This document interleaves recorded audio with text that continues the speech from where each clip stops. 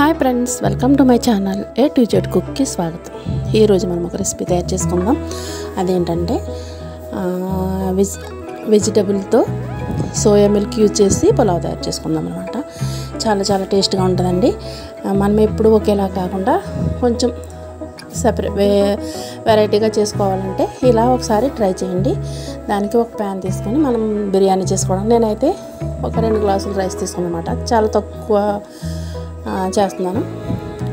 తీసుకున్న తర్వాత దాంట్లో ఒక 3 స్పూన్లు ఆయిల్ వేసుకున్న తర్వాత దాంట్లో హోల్ గరం మసాలా అంటే 2 బిర్యానీ ఆకులు, ఇలాచి, లవంగం, దాల్చిన చెక్క, అనాస పువ్వు ఇలా అనమాట. అన్నీ 1 by 1 వేసుకోవాలన్నమాట. అన్నీ ఒకేసారి కంటే ఫస్ట్ అయితే కొంచెం ముందుగా వేగేది, తర్వాత కొంచెం తొందరగా వేగేది అలా చూస్తాం కదండి. వాటిని బట్టి వేసుకోవాలన్నమాట. అన్నీ ఒకేసారి వేసుకోవడం కంటే ఇలా వేసుకోవడం వల్ల కొంచెం స్మెల్ అనేది మనకి బాగుంటుంది. తర్వాత ఈ ఫ్రై అయిన తర్వాత ఒక ఉల్లిపాయ కట్ చేసుకుని వేసుకోవాలన్నమాట. ఇలా వేసుకున్న తర్వాత ఇది కొంచెం గోల్డెన్ బ్రౌన్ కలర్ వచ్చే వరకు ఫ్రై చేసుకోవాలండి. ఎందుకంటే పచ్చి వాసన పోవాలి, దాంతోపాటు కొంచెం కలర్ కూడా యాడ్ అవ్వాలంటే ఖచ్చితంగా మనకి గోల్డెన్ బ్రౌన్ కలర్ వచ్చే వరకు చేసుకోవాలి. ఈ ఫ్రై అయ్యే లోపల మసాలా తయారు చేసుకుందాం. మసాలా మిక్సీ జార్ తీసుకొని 1 స్పూన్ ధనియాలు, 1/2 టేబుల్ స్పూన్ జీలకర్ర, 1/2 టేబుల్ స్పూన్ షాజీరా, 1/2 టేబుల్ స్పూన్ గసగసాలు, కొంచెం అల్లం ముక్క, 4-5 వెల్లుల్లి రెబ్బలు వేసుకొని దానిలో ఒక 5-6 జీడిపప్పు వేసుకొని ఫైన్ పేస్ట్లా తయారు చేసుకోవాలన్నమాట. తయారైన తర్వాత దానిలో ఒక 2 టమాటాలు కూడా కట్ చేసుకుని మొత్తం పేస్ట్ చేసుకోవాలి.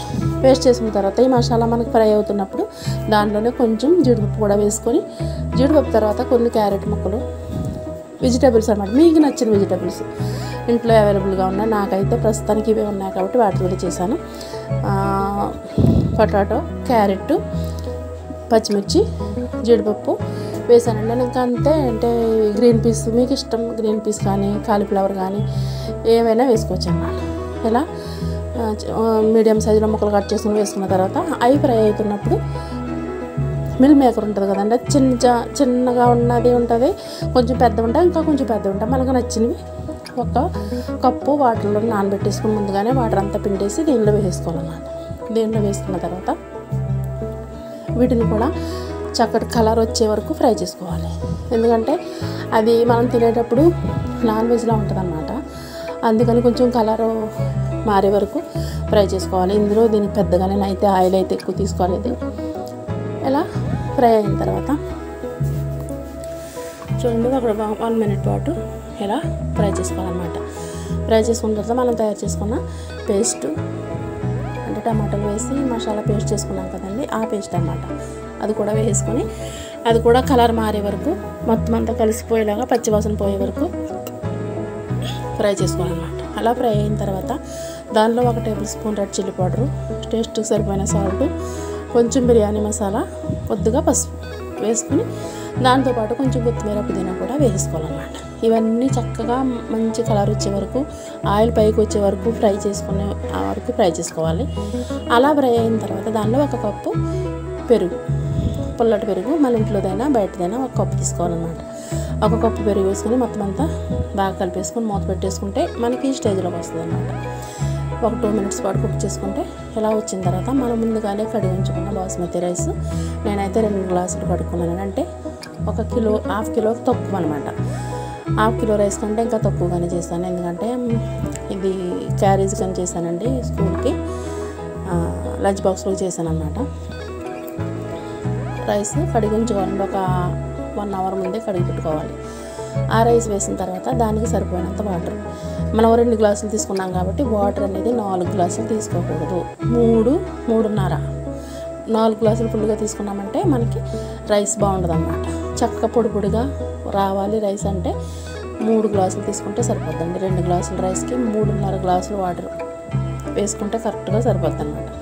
అలా వేసుకున్న తర్వాత సాల్ట్ టేస్ట్ చూసుకొని మూత పెట్టేసుకోవాలి. మూత పెట్టేసిన తర్వాత 5 మినిట్స్కి ఈ విధంగా మనకి చక్కగా కొద్దిగా వాటర్ కనిపిస్తూ ఉంటుంది అన్నమాట. అప్పుడు ఒకసారి తీసుకుని జాగ్రత్తగా అన్నం విరిగిపోకుండా, పెద్దగా గరిటె పెట్టుకుంటే విరిగిపోద్దండి, చిన్న స్పూన్ లాంటిది పెట్టుకుని జాగ్రత్తగా కలుపుకోవాలన్నమాట. ఇలా కలిపిన దాంట్లో 1 స్పూను మీకు ఇష్టమైతే నెయ్యి వేసుకోండి, ఇష్టం లేదంటే అవాయిడ్ చేయండి. నెయ్యి వేసుకొని కొంచెం కొత్తిమీర పుదీనా పైన వేసేసిన తర్వాత వేసుకుని కలిపేసి మూత పెట్టేసుకోవాలన్నమాట. మూత పెట్టేసుకున్న తర్వాత 1 నిమిషం తర్వాత సోయా మిల్క్ అండి, నేనైతే సోయా మిల్క్ ఇంట్లోనే తీసుకున్నాను అనమాట. దాంట్లో మీకు ఇష్టమైతే ఫుడ్ కలర్ లేదంటే కుంకుమ పువ్వు సాఫ్రాన్ కలుపుకోవాలి. నేను సాఫ్రాన్ వేసాను, అలాగే కొంచెం ఫుడ్ కలర్ కూడా వేసాను. ఎందుకంటే వీడియో తీస్తానని కొంచెం ఫుడ్ కలర్ కూడా యాడ్ చేశాను అనమాట. ఈ మిల్క్లో ఇలా కలుపుకున్నది వేసేసుకున్న తర్వాత మూత పెట్టేసుకుని ఒక 10 మినిట్స్ పాటు లో ఫ్లేమ్లో దమ్ చేసుకోవాలన్నమాట. దమ్ చేసుకుంటే మనకి సోయా మిల్క్తో పులావ్ రెడీ అయిపోద్ది అనమాట. చాలా చాలా టేస్ట్గా ఉంటుందండి. రెగ్యులర్గా చేసుకునే పులావ్ కంటే ఈ పులావ్ చాలా బాగుంటుంది అనమాట. ఒకసారి ఖచ్చితంగా ట్రై చేయండి, మీకు నచ్చుతుంది అనుకుంటాను. ఈ రెసిపీ మీకు నచ్చినట్లయితే సబ్స్క్రైబ్ చేయండి, లైక్ చేయండి, కామెంట్ పెట్టండి, అలాగే మీ ఫ్రెండ్స్ అందరికీ షేర్ చేయండి.